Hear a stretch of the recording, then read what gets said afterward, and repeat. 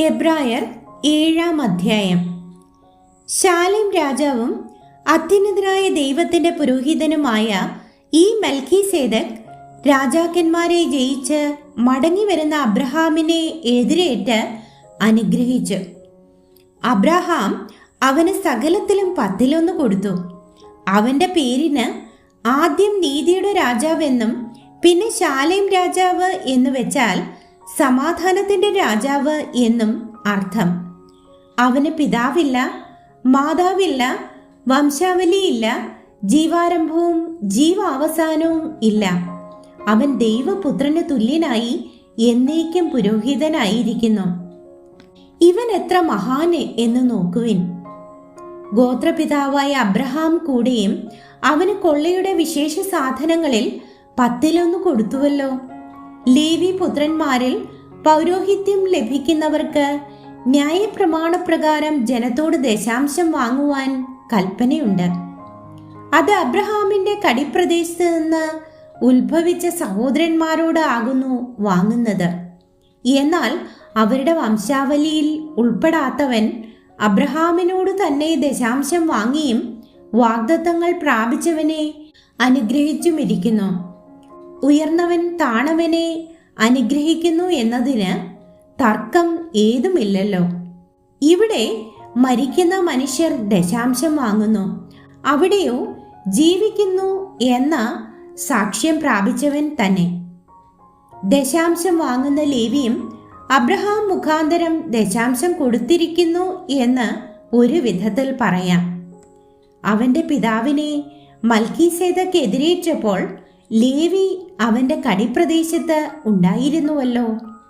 ലേവ്യ പൗരോഹിത്യത്താൽ സമ്പൂർണത വന്നെങ്കിൽ അതിൻ കീഴല്ലോ ജനം ന്യായപ്രമാണം പ്രാപിച്ചത്. അഹരോന്റെ ക്രമപ്രകാരം എന്ന് പറയാതെ മൽക്കീസേദെക്കിന്റെ ക്രമപ്രകാരം വേറൊരു പുരോഹിതൻ വരുവാൻ എന്തൊരാവശ്യം? പൗരോഹിത്യം മാറിപ്പോകുന്ന പക്ഷം ന്യായപ്രമാണത്തിനും കൂടെ മാറ്റം വരുവാൻ ആവശ്യം. എന്നാൽ ഇത് ആരെക്കുറിച്ച് പറഞ്ഞിരിക്കുന്നുവോ അവൻ വേറൊരു ഗോത്രത്തിൽ ഉള്ളവൻ. ആ ഗോത്രത്തിൽ ആരും യാഗപീഠത്തിങ്കൽ ശുശ്രൂഷ ചെയ്തിട്ടില്ല. യഹൂദായിൽ നിന്ന് നമ്മുടെ കർത്താവ് ഉദിച്ചു എന്ന് സ്പഷ്ടമല്ലോ. ആ ഗോത്രത്തോട് മോശെ പൗരോഹിത്യം സംബന്ധിച്ച് ഒന്നും കൽപ്പിച്ചിട്ടില്ല.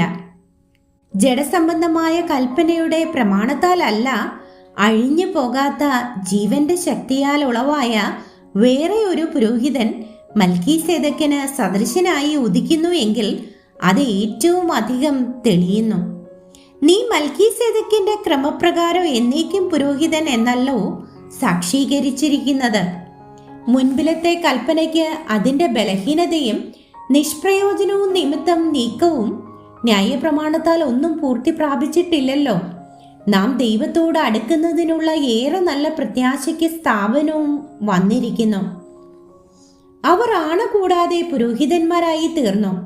ഇവനോ നീ എന്നേക്കും പുരോഹിതൻ എന്ന് കർത്താവ് സത്യം ചെയ്തു അനുതപിക്കുകയുമില്ല എന്ന് തന്നോട് അരുളി ചെയ്തവൻ ഇട്ട ആണയോടുകൂടെ തന്നെ. ആണ കൂടാതെയല്ല എന്നതിന് ഒത്തവണ്ണം വിശേഷമേറിയ നിയമത്തിന് യേശു ഉത്തരവാദിയായി തീർന്നിരിക്കുന്നു. മരണനിമിത്തം അവർക്ക് നിലനിൽപ്പാൻ മുടക്കം വരിക കൊണ്ട് പുരോഹിതന്മാർ ആയി തീർന്നവർ അനേകരാകുന്നു. ഇവനോ എന്നേക്കും ഇരിക്കുന്നതുകൊണ്ട് മാറാത്ത പൗരോഹിത്യം ആകുന്നു പ്രാപിച്ചിരിക്കുന്നത്. അതുകൊണ്ട് താൻ മുഖാന്തരമായി ദൈവത്തോട് അടുക്കുന്നവർക്കു വേണ്ടി പക്ഷവാദം ചെയ്യുവാൻ സദാ ജീവിക്കുന്നവനാകയാൽ അവരെ പൂർണ്ണമായി രക്ഷിപ്പാൻ അവൻ പ്രാപ്തനാകുന്നു. ഇങ്ങനെയുള്ള മഹാപുരോഹിതനല്ലോ നമുക്ക് വേണ്ടിയത്. പവിത്രൻ, നിർദോഷൻ, നിർമ്മലൻ, പാപികളോട് വേറുവിട്ടവൻ, സ്വർഗത്തേക്കാൾ ഉന്നതനായി തീർന്നവൻ. ആ മഹാപുരോഹിതന്മാരെ പോലെ ആദ്യം സ്വന്തം പാപങ്ങൾക്കായും പിന്നെ ജനത്തിന്റെ പാപങ്ങൾക്കായും ദിനം പ്രതി യാഗം കഴിപ്പാൻ ആവശ്യമില്ലാത്തവൻ തന്നെ. അത് അവൻ തന്നെത്താൻ അർപ്പിച്ചുകൊണ്ട് ഒരിക്കലായിട്ട് ചെയ്തുവല്ലോ. ന്യായപ്രമാണം ബലഹീന മനുഷ്യരെ മഹാപുരോഹിതന്മാരാക്കുന്നു. ന്യായപ്രമാണത്തിന് പിൻപുള്ള ആണയുടെ വചനമോ എന്നേക്കും തികഞ്ഞവനായി തീർന്ന പുത്രനെ പുരോഹിതനാക്കുന്നു.